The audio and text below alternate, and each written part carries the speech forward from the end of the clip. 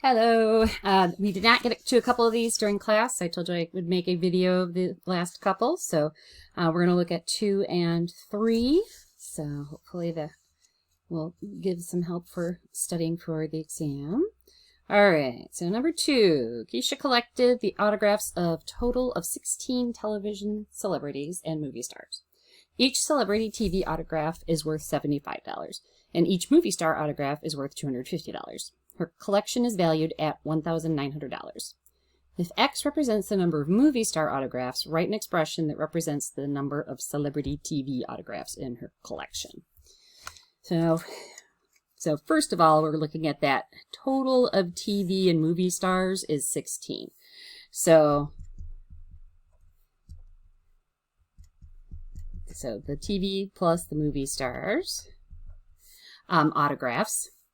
And then we're going to use X to represent the movie star autographs.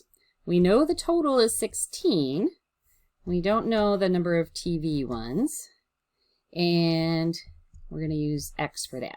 So essentially what we're saying is that, we're going to have to subtract that X from both sides. So 16 minus X, because it's a total of 16, and if X of them are movie autographs, then what's left over is going to have to be 16 minus X for the number of TV autographs.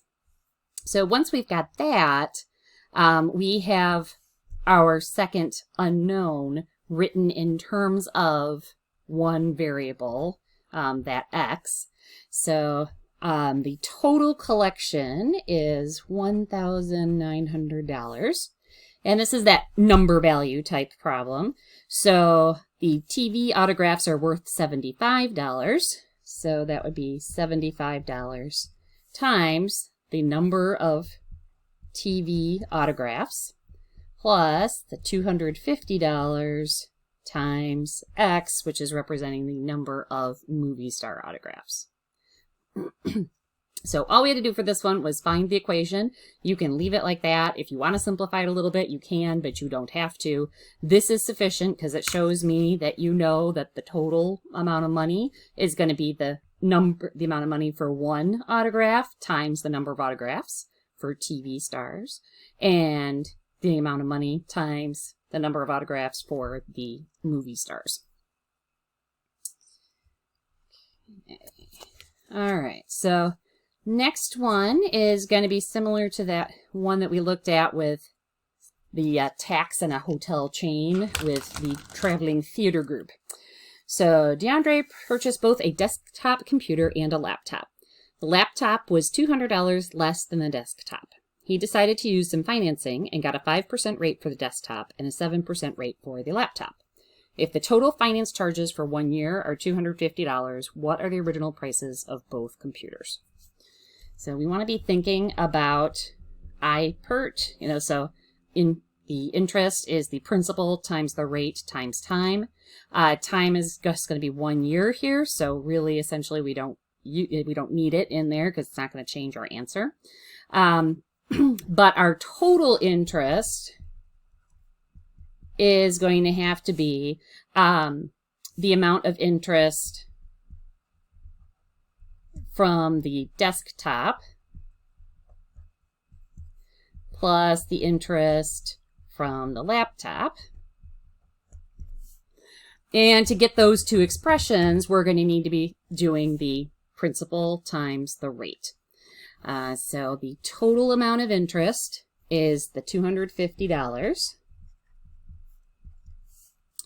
The desktop is a rate of 5%. Remember, that has to become a decimal in the equation there. And let's see. The laptop is $200 less than the desktop. So we'll get to that in just a second. And let's see, the rate for the laptop was 7%. So now I need to figure out what am I putting in here for representing the amount of money that each of those things cost. So the laptop being $200 less than the desktop.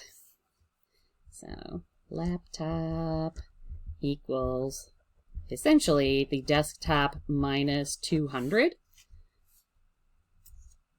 That off on the side there. So I need to name one of those as my variable. And I think I'm going to do D for desktop. So, so then the laptop would be the desktop minus 200. And then the desktop would just be D. So this would be D minus 200. Okay. So that is where D equals the price of the desktop. So then over here, I do the amount of interest times the original price of the desktop, and then the amount of interest times the laptop amount, which is 200 less than the desktop. So from here, we'll need to do that distributing there. And this will be 250 equals 0.05D plus 0.07D minus the 0.07 times 200.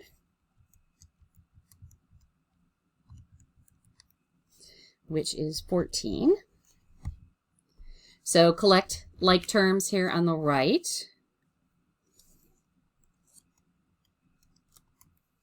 So we'll have 0.12D, still 250 on the left side, minus 14. And we will add 14 to both sides to move that over so the constants are all on the left. And that gives us 264 on the left is 1.2D. And then divide both sides by the 0.12. And that's going to give us that the desktop is 2,200. And remember, that's the amount, the price of the desktop computer. So that put dollars on that, and that's 2,200. And then we have to remember that the laptop is the desktop minus 200. So laptop is going to be that 2,200 minus 200. So that will be 2,000 even.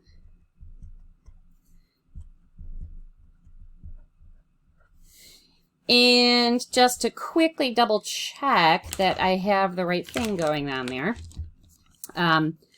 if I look at how much interest I would have on this, so if I do the 0.5% times 2,200 and the 0.07% times the 2,000, and see if we actually get the $250 of interest that I had added up total. And remember, I'm just not using the time here because it's 1, so you could write it in there, but you don't need to because it's not changing our problem there.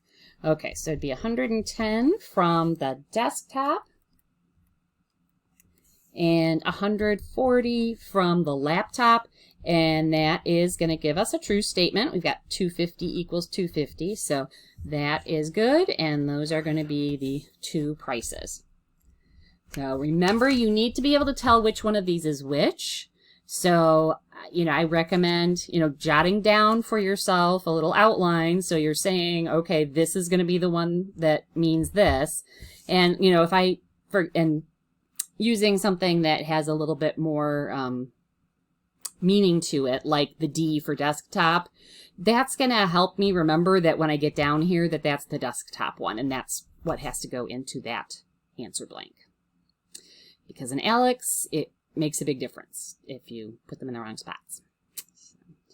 All right, and we did the other 3, so we are all good with that. And, let me know if you've got other questions, and hopefully you guys are all studying, and I will see you on Monday when we'll do attendance and then take the Blackboard portion during the class period, and then you'll have the 24-hour window to do the ALEKS portion.